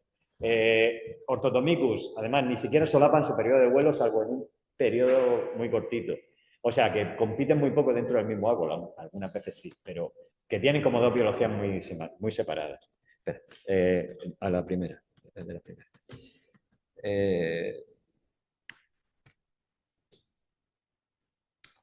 Ya, pero a mí me gustaría que aclarases que todos los edificios no son de Tomicus. No, para nada. Vale, gracias por la... tiene que ver con el periodo de vuelo. Mirad, el Tomicus vuela entre otoño y primavera, pero nada más que sale, es decir, hace los agujeros de salida, que es cuando se ven los árboles como si le hubiera dado una perdigonada, en primavera. Es este bicho, este es el Tomicus, ¿vale? Este, que tiene 4 milímetros, es un bicho relativamente grande. Pero no se ve nada. Pues llevo 3 horas señalando con esto pensando que se veía algo. Me lo podría haber dicho. El del medio, perdona. Pues señala tú. Venga. ¿Este de aquí? Ese es el Tomicus, vale. El segundo por la izquierda de la fila del medio. Ellos sí verán, ¿no? ¿Okay? Bueno, Sí, y luego este es el Orthotomicus. Es un bicho como la mitad de tamaño y tiene, ¿veis los dentículos en el declive literal? Tiene pincho en el culo, por decirlo así. ¿Vale? El primero por la izquierda de la fila del medio. El Orthotomicus es, digamos, que sus poblaciones son como 10 veces más grandes que la de Tomicus. Los números, la capacidad reproductiva del Orthotomicus es brutal. Y afecta masivamente a todos los árboles que mueren durante el verano. Los dos hacen agujeros, los dos, pero nunca, nunca. En rarísimas ocasiones se han encontrado resignaciones ligadas a Orthotomicus. Orthotomicus va a árboles que están prácticamente hechos polvo. No pueden resignar de ninguna manera. Alguna vez se ve algo, pero muy, muy pocas veces. Y no es nada preocupante. No hay por qué... O sea, es un insecto que aprovecha muy bien esos recursos y es depredado por muchos organismos. Es un insecto, digamos, que tiene un papel en el ecosistema importante porque va a aprovechar esos recursos y va a ser integrado dentro de cadenas tróficas importantes. En cambio, Tomicus o sea, tiene menor población, vuela durante el invierno, donde casi no hay depredadores, es una estrategia que supongo que es para evitar esa depredación, y pues es un bicho más importante en ese aspecto, en términos de sanidad forestal. Pero... Bueno, plaga. No, bueno, yo no he utilizado casi nunca la palabra, nunca he utilizado la palabra plaga, pero que, a ver, pero sí que podríamos considerar que Tomicus puede ser una plaga, pero Ortotomicus nunca. Ortotomicus es un insecto que va a llegar a árboles que Tomicus no ha tocado, porque los árboles que se mueren durante el verano, Tomicus no puede hacer nada porque no está volando. Entonces, los árboles que ha dejado Tomicus, bueno, que ha dejado, es que son dos eventos de, digamos, de debilidad. El evento del invierno, o mejor dicho, del otoño tardío, del final del verano, otoño tardío, septiembre, octubre, eso es aprovechado por Tomicus. Pero Ortotomicus empieza a aprovechar los árboles a partir de mayo. A partir de mayo, junio, julio, hasta septiembre, cada vez vemos periodos de vuelo más largos, es verdad. Se coge más, cada vez más durante periodos de tiempo más largos. Pero vamos, no sé si he respondido a la pregunta o me he enrollado mucho. Si veo una serie de árboles, ¿hay alguna forma de saber si ese árbol se puede conseguir? La resinación, la resina se queda, la corteza. Ahora, si está descortezado ya no lo va a ver. A ver, si el árbol ha resinado y se ha muerto, podemos decir que se ha muerto por Tomicus. Ningún otro insecto va a conseguir resinación. El Ortotomicus, en un 1% de los árboles que yo he mirado, y he mirado miles, ¿vale? Pero lo demás no te dice más que esos agujeros que estás viendo, nada más que te dicen que se han comido el floema, que han ido y han consumido el floema. Ya está, no tienes más. Va a afectar al pino que estuviera debilitado. Si el debilitamiento es generalizado, como en el caso de romper el umbral, pues si el debilitamiento es generalizado va a afectar a todos. O sea, van a ir a uno al otro que está allí. Pero si en unas condiciones normales, donde en un bosque donde no hay procesos de debilitamiento porque no hay sequía ni nada, todos los años algún árbol cae, porque es una población. Y en las poblaciones siempre hay alguien que está peor. Y entonces, por razones de competencia, porque un jabalí se ha restregado y la ha descortezado, porque le ha caído una rama de otro árbol y le ha hecho una herida importante. Entonces, esas condiciones particulares van a hacer que de forma dispersa los árboles vayan cayendo todos los años, porque si no, estas poblaciones se extinguirían.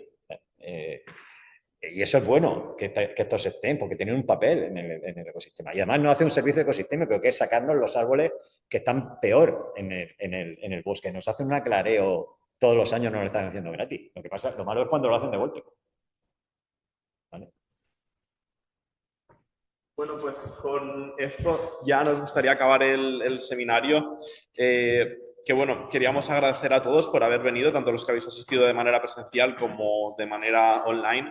Y queríamos también agradecer a ESEC, que es la Asociación de Empresas y Servicios de Elche y Comarca, que son quienes nos han cedido esta sala, que había venido Antonio Climent, pero ha venido a mitad del seminario y se ha tenido que marchar y no puede estar con nosotros ahora. Con esto quería despediros a todos y agradeceros vuestra asistencia.